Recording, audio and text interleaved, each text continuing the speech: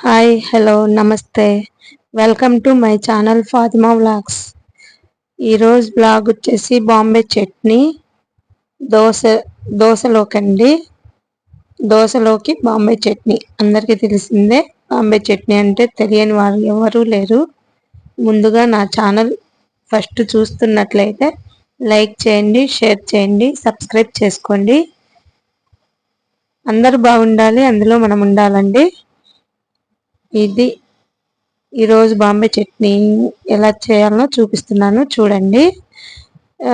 దానికి కావలసినవి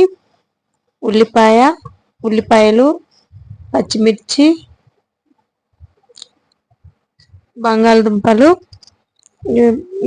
ఉప్పు, పసుపు, కారం, తాలింపు గింజలు అవి కావాలండి. అంత మామూలుగా గిన్నె స్టవ్ మీద పెట్టి ముందుగా నూనె వేసి తాలింపు గింజలు వేసుకోవాలి.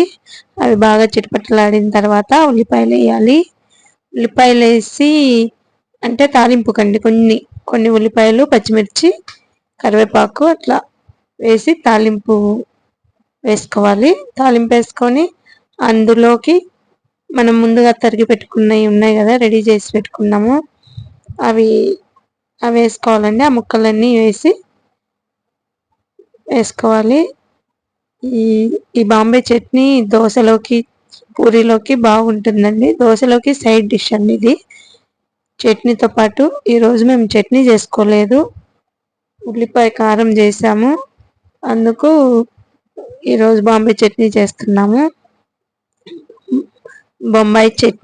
బాంబే చట్నీ ఎట్లయినా పిలుచుకోవచ్చండి. ఇది మా ఊరు సైడ్ ఎక్కువ చేస్తారు. దోశలోకి, పూరీలోకి కంపల్సరీ ఉంటుందండి ఇది. ఈ కొన్ని చోట్ల దోశ తీసుకుంటే ఈ పూరి కూర వేయరు. అంటే ఇట్లా అక్కడ ఒంగోలు అటు సైడ్ వెళ్తే ఓన్లీ చట్నీ మాత్రమే వేస్తారు. ఈ బాంబాయి చట్నీ మాత్రమే వేయరండి దోశలలోకి. మా ఊరి సైడు నంద్యాల అట్లా వెళ్తే బొంబాయి చట్నీ కంపల్సరీ దోశలోకి వేస్తారండి. చట్నీ, బొంబాయి చట్నీ రెండు వేస్తారు. అది మొత్తం తాలింపు వేగాక మొత్తం అన్ని ముక్కలు చేసి పెట్టుకున్నవన్నీ వేసుకోవాలండి. అందులో చిన్న క్యారెట్ ముక్క ఇంట్లో ఉంటే అది కూడా వేసాను. బాగుంటుంది, మీరు ఒకసారి ట్రై చేయండి. మీరు ఎలా చేస్తారో నాకు కామెంట్ పెట్టండి. మేము అన్నీ వేసి కలిపాక అందులో ఉప్పు, పసుపు వేసి బాగా కొద్దిసేపు వేగనియాలి. వేగనిచ్చిన తర్వాత ఒక గ్లాస్ వాటర్ అందులో పోయాలండి. అందులో పోసి కొంచెం బాగా కలుపుకొని మూత పెట్టేసి కొంచెం సేపు ఒక 10 నిమిషాల పాటు ఉంచాలి. ఉంచిన తర్వాత బాగా ఉడుకుతుంది చూడండి. ఉడికిన తర్వాత ఇంకా కొద్దిగా ఉడకాలి. అందులో ఉడికిపోయిన తర్వాత అందులోకి శనగపిండి మెయిన్ మర్చిపోయానండి, శనగపిండి కావాలి.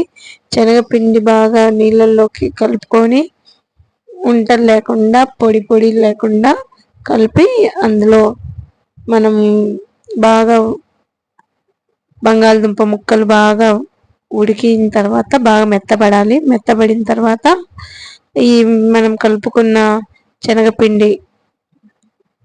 శనగపిండి అండి వేసి బాగా కలుపుకోవాలి.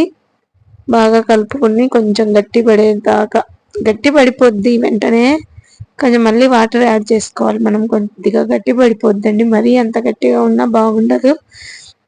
మళ్ళీ దించి చల్లారిన తర్వాత ఇంకా మరీ గట్టిగా అయిపోయిద్ది. అందుకని మీరు ఇంకా కొంచెం అట్లా జారుడుగా చేసుకుంటే కొద్దిగా చల్లబడిన తర్వాత కూడా కొద్దిగా అట్లా ఉంటుందండి బాగా. లేకపోతే మరీ గట్టి పడిపోతుంది. ఇంకా బొంబాయి చట్నీ రెడీ అయిపోయింది. అందులోకి కొద్దిగా ధనియా పౌడర్ చల్లుకోవాలి. చల్లుకొని మూత పెట్టేసి కాసేపు ఉంచి ఇంకా స్టవ్ ఆఫ్ చేసేయాలండి. మూత పెట్టేసి పక్కన పెట్టేసేయాలి. కాసేపు పెట్టేసిన తర్వాత ఇంకా రెడీ అయిపోయిందండి బొంబాయి చట్నీ. ఇంకా ఆలస్యం ఎందుకు, దోశలు వేసుకొని తినడమే ఇంకా. దోశ పిండి నైటే రుబ్బి పెట్టుకున్నాము. అది ఇప్పుడు చూడండి, నైటే వేసి పెట్టుకున్నాము దోశ పిండి. ఇప్పుడు దోశలు అయ్యాక బాంబే చట్నీతో తినడమేనండి. ప్లీజ్ అండి, వీడియో నచ్చితే లైక్ చేయండి, షేర్ చేయండి, సబ్స్క్రైబ్ చేసుకోండి, బెల్ ఐకాన్ నొక్కండి. నా వీడియోస్ అన్నీ నోటిఫికేషన్ వస్తాయి. మీరు ఎలా చేస్తారో కామెంట్ పెట్టండి.